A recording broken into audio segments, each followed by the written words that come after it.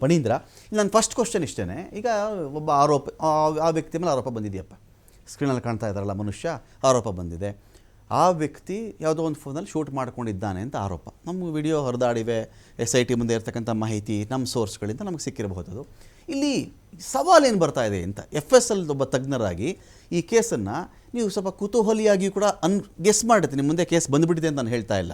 ಒಬ್ಬ ಅದರ ಅಧ್ಯಯನ ಮಾಡೋರಾಗಿ, ಪ್ರಾಕ್ಟಿಷನರ್ ಆಗಿ ನಿಮ್ಗೆ ಏನಿಸ್ತಾ ಇದೆ ಈ ಕೇಸ್ ಅಂತ? ಫಸ್ಟ್ ಆಫ್ ಆಲ್ ಸರ್, ಈ ಕೇಸಲ್ಲಿ there are different dimensions. Okay, ಒಂದು ಒಂದು ಒಂದು ಟೆಕ್ನಿಕಲ್ ವಿಚಾರ ಬಿಟ್ಟು ಓಕೆ, ಜನರಲ್ ಸೆನ್ಸ್ ನೋಡಬೇಕಾದ್ರೆ ಆ ಪ್ರತಿಯೊಬ್ಬ ಸಂತ್ರಸ್ತೆಯರ ಒಂದು ಹೇಳಿಕೆ, ಅವರು ಅದಕ್ಕೆ ಕೊಡ್ತಿರುವಂಥ ಒಂದು ರೀಸನಿಂಗ್ ಇರ್ಬೋದು, ಮತ್ತು ಅದಕ್ಕಿರುವಂಥ ಅಟ್ಯಾಚ್ ಆಗಿರುವಂಥ ಕೆಲವು ಫ್ಯಾಕ್ಟ್ಸ್ಗಳಿರ್ಬೋದು, ಅದೆಲ್ಲ SITಗಳು ಒಂದು ಇನ್ವೆಸ್ಟಿಗೇಷನ್ ಆಫೀಸರ್ ಆಗಿದ್ಕೊಂಡು ಅವರು ಅಸೆಸ್ ಮಾಡೋಕ್ಕೆ ಶುರು ಮಾಡಿರ್ತಾರೆ. Okay, parallel to that is a technical evidences.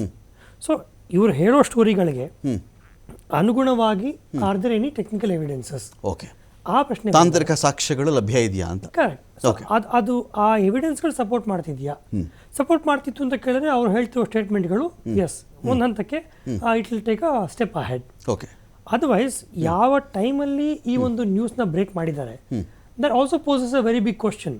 Okay, ಇದು ಪೊಲಿಟಿಕಲ್ ಅಜೆಂಡಾ ಇಟ್ಕೊಂಡು ಆ ನಿಜವಾಗ್ಲೂ ಸಂತ್ರಸ್ತೆಯರು ಬಂದು ನಮಗೆ ನ್ಯಾಯ ಸಿಗಬೇಕು ಅಂತ ಮಾಡ್ಕೊಂಡಿದಾರ, ಅಥವಾ ಯಾವುದೋ ಒಂದು ಪೊಲಿಟಿಕಲ್ ಗೇನ್ಗೋಸ್ಕರ ಅವ್ರಿಗೆ ಯಾರೊಬ್ರು ಫೋರ್ಸ್ ಮಾಡಿ ಅದನ್ನ ಈ ಒಂದು ವಿಚಾರನ ಬೆಳಕಿಗೆ ತೊಗೊಂಬಂದ್ಯಾರ?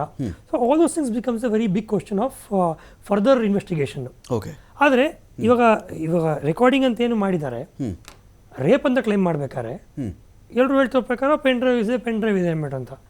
ಆ ಪೆನ್ ಡ್ರೈವಲ್ಲಿ ಯಾವ್ದಾರ ಒಂದು ಕ್ಲಿಪ್ಪಲ್ಲಿ ರೇಪ್ ಮಾಡ್ತಿರುವಂಥ ಒಂದು ವಿಡಿಯೋ ಕ್ಯಾಪ್ಚರ್ ಆಗಿದೆಯಾ? Okay, okay, otherwise it becomes lot of questioning in the whole case. So ಯಾವ ಲೆಕ್ಕದಲ್ಲಿ ಕಂಪ್ಲೇಂಟ್ ಬಂದಿದೆ, ಆ ಕಂಪ್ಲೇಂಟ್ ಯಾವ ರೀತಿ, ಯಾವ ಸೆಕ್ಷನ್ಸ್ ಇನ್ವಾಲ್ವ್ ಮಾಡಿದ್ದಾರೆ, ಅಥವಾ ಕಂಪ್ಲೇಂಟ್ಗೋಸ್ಕರ ಏನೇನೋ ಅವರು ಸ್ಟೇಟ್ಮೆಂಟ್ಸ್ ಕೊಟ್ಟಿದ್ದಾರೆ, ಅದನ್ನು ಅಸರ್ಟೈನ್ ಮಾಡೋದು, ಅಥವಾ ಆ ಸ್ಟೇಟ್ಮೆಂಟ್ಸ್ನ ಇಫ್ ನಾಟ್ ನಲಿಫೈ ಆಗುವಂಥ ಒಂದು ಲಿಮಿಟೇಷನ್ನು ಈ ಒಂದು ಕೇಸ್ಗಳು ಇರ್ತವೆ. ಓಕೆ, ಈಗ ಈ ರೇಪ್ ಅನ್ನೋ ಒಂದು ವಿಚಾರ ಅದು ಶೂಟ್ ಆಯಿತಾ, ಶೂಟ್ ಆಗಲಿಲ್ವಾ, ಭಾಗ ಒಂದು. ಹನಿ ಟ್ರ್ಯಾಪ್ ಆದಾಗ ಆ ಕೇಸ್ ಬೇರೆ. ಕರೆಕ್ಟ್. ಹನಿ ಟ್ರ್ಯಾಪ್ ಕೇಸ್ಗಳು ಬೇರೆ. ಕರೆಕ್ಟ್. ಮೊದಲೇ ಒಂದು ರೂಮಲ್ಲೋ ಒಂದು ಪ್ಲೇಸ್ನಲ್ಲೋ ಒಂದು ಕ್ಯಾಮ್ರಾ ಇಟ್ಟಿರ್ತಾರೆ, ಅದರಲ್ಲಿ ಅಲ್ಲಿ ಒಂದು ರೇಪ್ ಅದು ನಡೆಯುತ್ತೋ, ಒಪ್ಪಿತ ಕ್ರಿಯೆ ನಡೆಯುತ್ತೋ, ತದನಂತರ ಅದಕ್ಕೆ ಬೇರೆ ರೂಪ ಬರುತ್ತೋ, ಬೇರೆ ವಿಚಾರ ಅಲ್ಲಿ. ಕರೆಕ್ಟ್. ಸೊ ಇಲ್ಲಿ ಎಲ್ಲಿಯೂ ಯಾರೂ ಹನಿ ಟ್ರ್ಯಾಪ್ ಅಂತ ಹೇಳಿಲ್ಲ. ಕರೆಕ್ಟ್. Point number 1. ಕರೆಕ್ಟ್. ಹೇಳ್ತಿರೋದು ರೇಪ್ ಅಂತ. ಸಪೋಸ್ XYZ ಒಂದು ರೇಪ್ ಕೇಸು, ಒಂದು ಹಳ್ಳಿಲಿ ಯಾವುದೋ ಒಂದು ಮೂಲೆಯಲ್ಲಿ ಒಂದು ಹುಡುಗಿಯ ಮೇಲೆ ಒಂದು ಅತ್ಯಾಚಾರ ನಡೆದಿರುತ್ತೆ, 4 ವರ್ಷ, ಒಂದು ಕಾಡಲ್ಲಿ ನಡೆದಿರುತ್ತಪ್ಪ, ಮೊಬೈಲ್ ಶೂಟ್ ಮಾಡಿಲ್ಲ. ಓಕೆ, ಕಾಡಲ್ಲಿ ನಡೆದಿರುತ್ತೆ, 4-5 ವರ್ಷ ಆಯಿತು, ಹೆದರಿಸಿದ್ರು, ಬೆದರಿಸಿದ್ರು. ಆ ಹೆಣ್ಣುಮಗಳು ಬಂದುಬಿಟ್ಟು ನನಗಿಂತ ಕಾಡಲ್ಲಿ ಬಂದು ನನಗೆ ಹಿಂಗೆ ಅತ್ಯಾಚಾರ ಮಾಡಿ ಹೋದ್ರು ಅಂತ ಹೇಳಿದ್ಲು ಅಂತ ಅಂದ್ಕೊಳ್ಳಿ.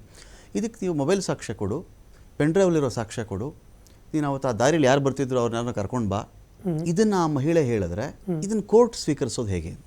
ಏನೂ ಇಲ್ಲ ಸಾಕ್ಷ್ಯ, ಈಗ ಮೊಬೈಲು ಇಲ್ಲ, ಎವಿಡೆನ್ಸು, ಇದ್ಯಾವುದು ಪೆನ್ ಡ್ರೈವ್ ಏನೂ ಇಲ್ಲ. ಸರ್, ಈ ಥರ ಎಷ್ಟೋ ಮೂವಿಗಳಲ್ಲಿ ನೋಡಿರ್ತೀವಿ ನಾವು. ಹಾಂ, ವಿಚಾರ ನಿಜವಾಗ್ಲೂ ನಡೆದಿರುತ್ತೆ, ಬಟ್ ಪ್ರೂವ್ ಮಾಡಬೇಕಾದ್ರೆ ಏನು ಮೆಟೀರಿಯಲ್ಸ್ ಇರೋದಿಲ್ಲ. ಓಕೆ. ಸೊ ಆ ಮೂವಿಗಳಲ್ಲಿ ಕೂಡ ತೋರಿಸೋ ಪ್ರಕಾರ ನಿಜ ಘಟನೆ ನಡೆದಿದ್ರು ಕೂಡ ಸಾಕ್ಷ್ಯಾಧಾರಗಳ ಕೊರತೆಯಿಂದಾಗಿ ತಪ್ಪಿತಸ್ಥನು ಅಕ್ವಿಟ್ ಆಗುವಂಥ ಕೇಸ್ಗಳು ನೋಡಿದ್ದೀವಿ. ಓಕೆ. ಅದರ್ವೈಸ್ ಒಳ್ಳೆ ಒಂದು ಸಾಕ್ಷ್ಯಾಧಾರಗಳನ್ನ ಕ್ರಿಯೇಟ್ ಮಾಡಿ ಬ್ಯೂಟಿಫುಲ್ ಆಗಿ ತೋರಿಸೋ ಥರ ಪ್ರಯತ್ನ ಮಾಡಿ ಒಬ್ಬ ಏನೋ ನಿರಪರಾಧಿ ಕೂಡ ಶಿಕ್ಷೆ ಕೊಡುವಂಥ ಕೆಲವು ಮೂವಿಗಳನ್ನ ನಾವು ನೋಡಿರ್ತೀವಿ. ಮೂವಿ ಮಾಡ್ಬೇಕಾದ್ರೆ ಆಧಾರ ಏನಿರುತ್ತೆ ಅವ್ರಿಗೆ, ನಿಜ ಲೈಫಲ್ಲಿ ನಡೆದಿರುವಂಥ ಘಟನೆಗಳ ಆಧಾರಿತವಾಗಿ ಅವರು ಸತ್ಯ ಘಟನೆ ಆಧಾರಿತ ಅಂತ ಬರ್ಕೊಳ್ತಾರೆ. ಸೊ ಹಾಗಾಗಿ ನಮ್ಮ ಲೀಗಲ್ ಸಿಸ್ಟಮ್ ಹೇಗಿದೆ ಅಂತ ಕೇಳಿದ್ರೆ, ಕೆಲವು ಸೆಕ್ಷನ್ ಆಫ್ ದ ಕ್ರೈಮ್ಗಳಿಗೆ, ಕೆಲವು ಸೆಕ್ಷನ್ ಆಫ್ ದ ಅಫೆನ್ಸಸ್ಗಳಿಗೆ ಸಾಕ್ಷ್ಯಾಧಾರಗಳು ಇರಲೇಬೇಕಿರುತ್ತೆ. ಅಂಡ್ ಇಂಥ ಕೇಸ್ಗಳಲ್ಲಿ there is some consideration given.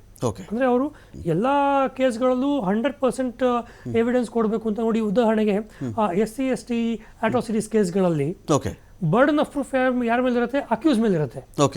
ಯಾರೋ ಹೋಗಿ ಕಂಪ್ಲೇಂಟ್ ಮಾಡ್ತಾರೆ, ನಂಗೆ ಈ ಥರ ಅವ್ರು ದಬ್ಬಾಳಿಕೆ ಅಬ್ಯೂಸ್ ಮಾಡೋರು ಅಂತ ಮಾಡ್ತಾರೆ. ಅದನ್ನ ನಾನು ಮಾಡಿಲ್ಲ ಅಂತ ಹೇಳೋದಕ್ಕೆ ಏನು ಬರ್ಡನ್ ಆಫ್ ಪ್ರೂಫ್ ಇರುತ್ತೆ, ಅದು ಅಕ್ಯೂಸ್ ಮೇಲೆ ಇರುತ್ತೆ. ಬೇರೆ ಕೇಸ್ಗಳಲ್ಲಿ ನಾನು ಈ ಥರ ನಂಗೆ ಮೋಸ ಆಗಿದೆ ಅಂತ ನಾನು ಕಂಪ್ಲೇಂಟ್ ಮಾಡ್ಬೇಕಾದ್ರೆ, ನನಗೆ ಮೋಸ ಆಗಿದೆ ಅಂತ ಹೇಳೋದಕ್ಕೆ ಬರ್ಡನ್ ಆಫ್ ಪ್ರೂಫ್ ನನ್ನ ಮೇಲೆ ಇರುತ್ತೆ ಆಸ್ ಎ ಕಂಪ್ಲೇಂಟ್. ನಾನು ಪ್ರೂವ್ ಮಾಡ್ಬೇಕು ಅದನ್ನ. ಸೊ ಈ ತರ ಒಂದು ಕೇಸ್ಗಳಲ್ಲಿ the burden of proof lies on the accused to prove that he is innocent. Okay ಈ ಒಂದು ಕೇಸಲ್ಲಿ ನೇಚರ್ ಆಫ್ ಕೇಸ್ಗಳನ್ನ ನಾವೇ ನೋಡ್ತಿದ್ದೀವಿ.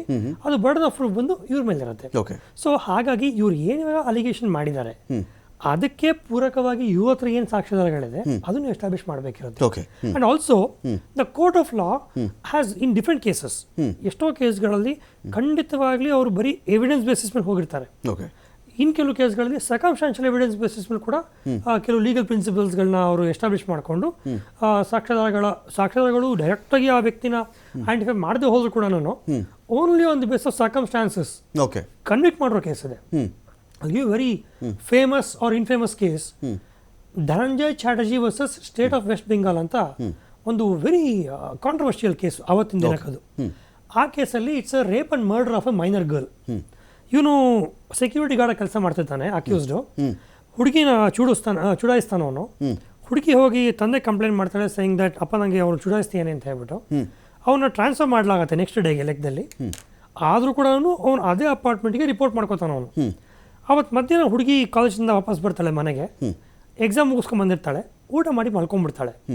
ಅವತ್ತು ಸಂಜೆ ಅವಳ ತಾಯಿ ಪ್ರತಿ ಗುರುವಾರ ದಿನ ದೇವಸ್ಥಾನಕ್ಕೆ ಹೋಗಿ ಬರೋ ಅಭ್ಯಾಸ ಇರುತ್ತೆ. ಅವತ್ತಿನ ದಿನ ಗುರುವಾರ ಆಗಿರುತ್ತೆ. ಅವನು 5 ಕಾಲಿಗೆ ಅವಳು ದೇವಸ್ಥಾನಕ್ಕೆ ಅಂತ ಹೋಗಿ ಬರ್ತಾಳೆ. ಹೋಗಿ ಬರೋದು 15 ನಿಮಿಷ ಅಷ್ಟೇ ಗ್ಯಾಪು.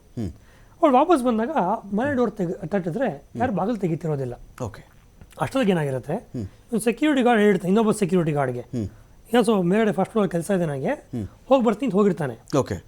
ಅದೇ 15 ನಿಮಿಷ ಗ್ಯಾಪಲ್ಲಿ ಅವನು ಸೆಕ್ಯೂರಿಟಿ ಆಫೀಸರ್ ಬರ್ತಾನೆ. ಇವನ್ನ ಕೆಳದ್ಬಿಟ್ಟು ಏನಪ್ಪ ಮಾಡ್ತೀಯ ಮೇಲ್ಗಡೆ ಅಂತ ಕೇಳಿದ್ರೆ ಇವನು ಏನು ಆನ್ಸರ್ ಮಾಡೋದಿಲ್ಲ, ಮನೆಗೆ ಓಡೋಗ್ಬಿಡ್ತಾನೆ ಇವನು. ಅಷ್ಟೊತ್ತು ತಾಯಿ ಬಂದಿರ್ತಾಳೆ, ಬಾಗಿಲು ಲಾಕ್ ಆಗಿರುತ್ತೆ, ಬಾಗಿಲು ಹೊಡೆಯೋ ಪ್ರಯತ್ನ ಮಾಡ್ತಾರೆ, ಅಕ್ಕಪಕ್ಕದಲ್ಲಿ ಪ್ಯಾನಿಕ್ ಆಗ್ತಾರೆ. ಬಾಗಿಲು ಹೊಡೆದು ನೋಡಿದಾಗ ಹುಡುಗಿ ಒಂದು ಬೆಡ್ ಮೇಲೆ ಬಿದ್ದಿರ್ತಾಳೆ. ಹಾಸ್ಪಿಟಲ್ ಕರ್ಕೊಂಡು ಹೋಗೋ ಪ್ರಯತ್ನ ಮಾಡುತ್ತೆ. ಅಷ್ಟೊತ್ತು ಡಾಕ್ಟರ್ ಏನೋ ಕರೆಸಿರ್ತಾರೆ. Doctor declares the girl dead. Okay. ಈ ಒಂದು ಕೇಸಲ್ಲಿ ಇಫ್ ಐ ಆಸ್ಕ್ ಎನಿವನ್ ತಪ್ಪಿತಸ್ಥ ಯಾರು ಅಂತ ಕೇಳಿದ್ರೆ Dhananjay Chatterjee who was a security guard, because the whole point of discussion is going on with one particular ಸಾಂದರ್ಭಿಕವಾಗಿ ಅದಂಗೆ ಅನಿಸ್ತಾ ಇದೆ. ಆದರೆ ಇದೇ ಕೇಸಲ್ಲಿ FSL ರಿಪೋರ್ಟ್ ಇದೆ.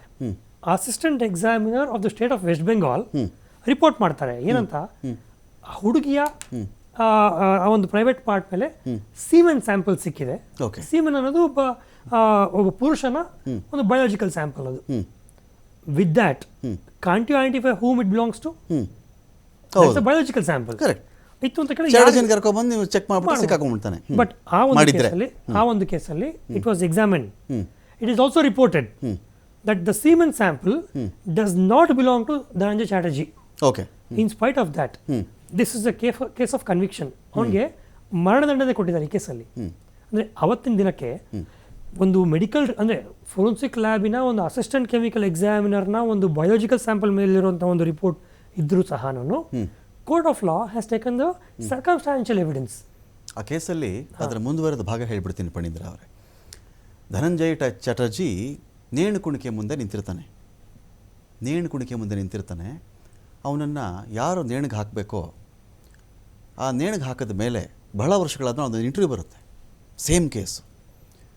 ಇಷ್ಟು ವರ್ಷ ನೀನು ನೇಣಿಗೆ ಹಾಕಿದ್ಯಲ್ಲಪ್ಪ, ಯಾವುದು ನಿನಗೆ ಏನೋ ತಪ್ಪು ಮಾಡಿಬಿಟ್ಟೆ ಅಂತ ಫೀಲ್ ಆಯಿತು ಅಂತ ಕೇಳ್ತಾರೆ ಆ ನೇಣು ಹಾಕುವಂಥ ವ್ಯಕ್ತಿಯನ್ನು. ಅವನು ಮೆನ್ಷನ್ ಮಾಡಿದ ಧನಂಜಯ್ ಚಾಟರ್ಜಿ ಕೇಸ್ನೇ. ಇಷ್ಟು ವರ್ಷಗಳನ್ನ ನೇಣು ಹಾಕಿದ್ದೀನಿ ಸರ್, ಈ ಒಬ್ಬ ಮನುಷ್ಯ ಇದ್ನಲ್ಲ ಸೆಕ್ಯೂರಿಟಿ, ಅವನ ಮುಖ ನೋಡಿ ನನಗೆ ಅನಿಸ್ಬಿಡ್ತು ಇವನು ಈ ತಪ್ಪು ಮಾಡಿಲ್ಲ, ನಾನು ತಪ್ಪು ಮಾಡ್ತಾ ಇದ್ದೀನಿ ಇವತ್ತು ಅಂತ. ಕರೆಕ್ಟ್. ನೇಣು ಹಾಕ್ತಂಥ ವ್ಯಕ್ತಿ ಕೊಟ್ಟಿರ್ತಕ್ಕಂಥ ಇಂಟರ್ವ್ಯೂ ಅದು. ಸೊ ಹೀಗೆ ಇಲ್ಲಿ ಸಾಂದರ್ಭಿಕ ಸಾಕ್ಷ್ಯ ಹೈಲೈಟ್ ಆಗಿಬಿಡ್ತು. ಆ ಫ್ಲೋರಿಂದ ಇಳಿತಾ ಇದ್ದ 15 ನಿಮಿಷ ಗ್ಯಾಪ್ ಇತ್ತು, ಇಲ್ಲಿ ಯಾರೋ ಸೆಕ್ಯೂರಿಟಿ ಅಧಿಕಾರಿ ಬಂದ ಕಾಣಿಸ್ಬಿಡ್ತು ಅಂತ. ಸೊ ನಾವು ಪ್ರೂವ್ ಮಾಡೋಕ್ಕಿಲ್ಲ, ಇಲ್ಲಿ ಇದು ಎವಿಡೆನ್ಸ್ ಆಯಿತು ಅಂತ ಹೇಳಿ. ನಾನು ಇಲ್ಲಿ ಫೋನ್ ಒಂದು ಎವಿಡೆನ್ಸ್ ಆಗಬಹುದಾ ಅಂತ